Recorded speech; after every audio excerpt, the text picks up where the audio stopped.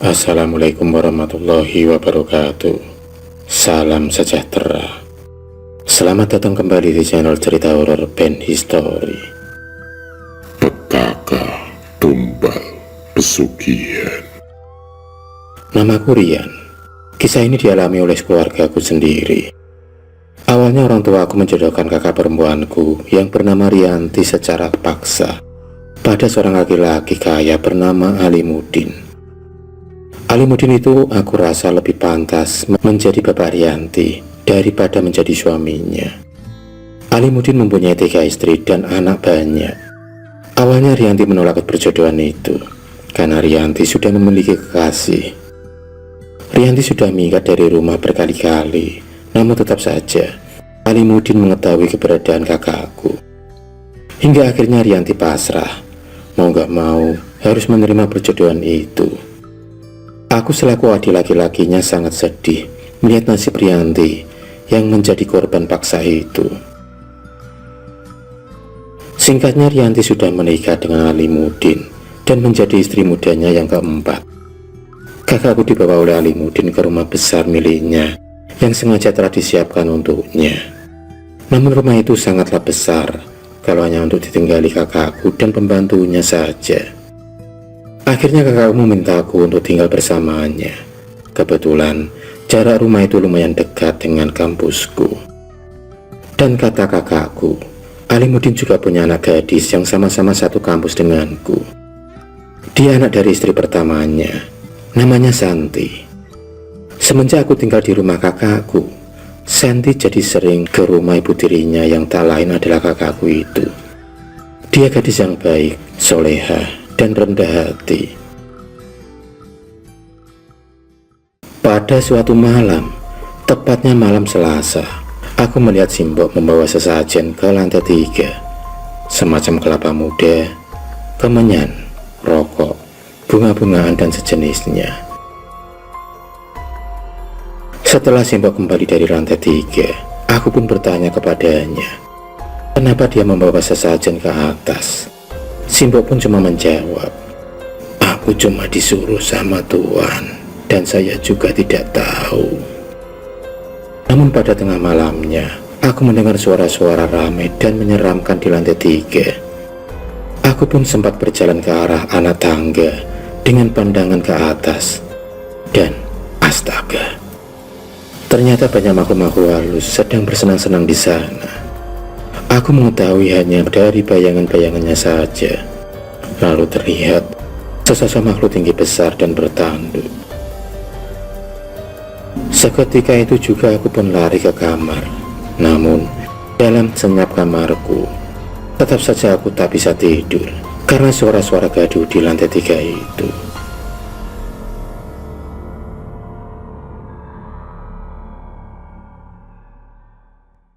Keesokan paginya aku pun bertanya kepada kakakku Rianti, apakah dia mendengar suara-suara aneh di lantai 3 tadi malam. Dan kakakku hanya menggelengkan kepala dan bilang kalau aku hanya berhalusinasi. Pernah aku disuruh pergi mengantar berkas-berkas perusahaan kakak iparku, Alimuddin, ke pabrik gula terbesarnya di malam hari. Dengan melewati berpuluh-puluh hektar kebun tebu di perjalanan, tepat di area kanan kiri kebun tebu yang gelap, motorku tiba-tiba mati dan mogok. Mana tidak ada orang lewat satupun. Aku berusaha menghidupkan kembali motorku, namun tak hidup sama sekali. Hingga aku memutuskan untuk mendorongnya. Rasa takut dan hawa aneh mulai menyergapku. Namun aku berusaha untuk selalu berpositif thinking. Tapi ternyata usahaku sia-sia. Di waktu hening seperti itu, tiba-tiba sesuatu yang besar berlari-lari dari arah semak pohon tebu dan terlihat pas lewat di hadapanku. Sosok seperti seekor sapi putih, namun tak berkepala. Karena kaget yang luar biasa, aku pun jatuh pingsan. Dan saat aku sadar, aku sudah berada di pabrik pada pagi harinya. Setelah itu, malahnya satu orang anak Alimuddin dan istrinya yang kedua meninggal dunia. Semenjak itu aku merasa curiga atas keanehan demi keanehan di rumah itu. Apalagi Santi sering bilang kepadaku bahwa kakaknya sudah 5 yang meninggal. Bahkan Santi pun pernah bilang dia sering bermimpi diterkam makhluk halus yang menyeramkan jikalau dia tengah tertidur.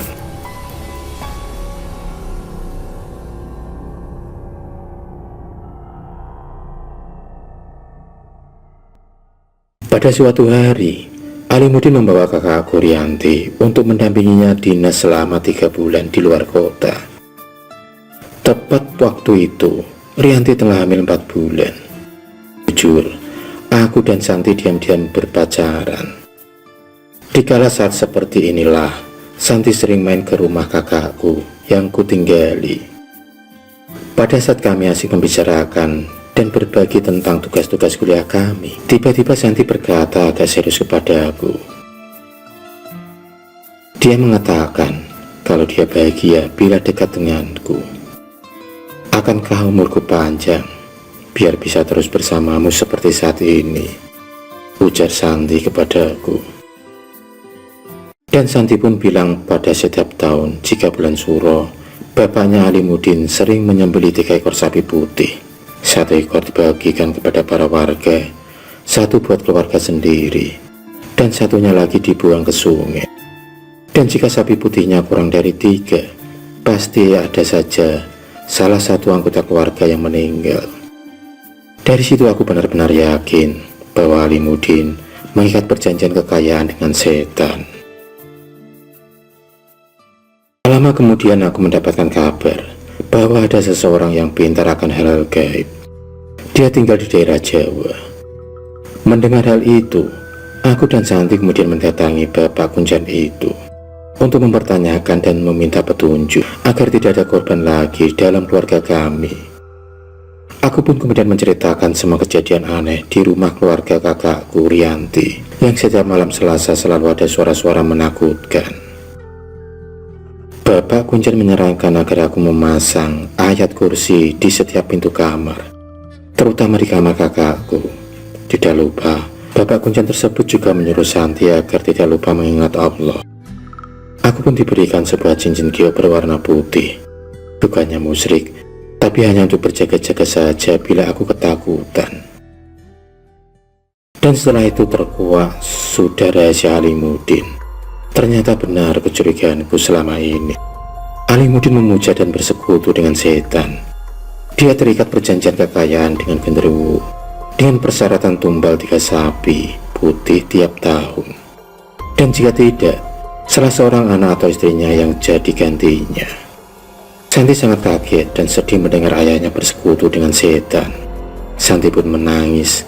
Mengapa ayahnya tega menukar nyawa anak istrinya dengan kekayaan yang tidak dapat dibawa mati? Singkat cerita, aku kembali ke rumah kakakku dan menuruti saran dari Bapak Kunjan. Aku pun kemudian memasang stiker ayat kursi di setiap pintu kamar. Malam harinya, hawa panas hening mencengweram, dan tiba-tiba terdengar suara meraung-raung menggeram dan suara dentuman kaki sosok makhluk yang besar. Mendengar ini, aku langsung menghubungi Santi agar berwudu dan sholat serta membaca Al-Quran. Sedangkan aku masih dalam keadaan gemetar mendengar suara menyeramkan itu. Aku pun teringat Simbok yang pintu kamarnya lupa aku beri stiker ayat kursi. Sambil masih terdengar dentuman kaki, aku pun berlari menuju kamar Simbok. Sesampainya di sana, aku mendapati Simbok tergeletak pingsan. Aku kemudian membangunkan Simbok sambil kutetesi kedua matanya dengan air dan kubacakan ayat-ayat suci yang aku hafal.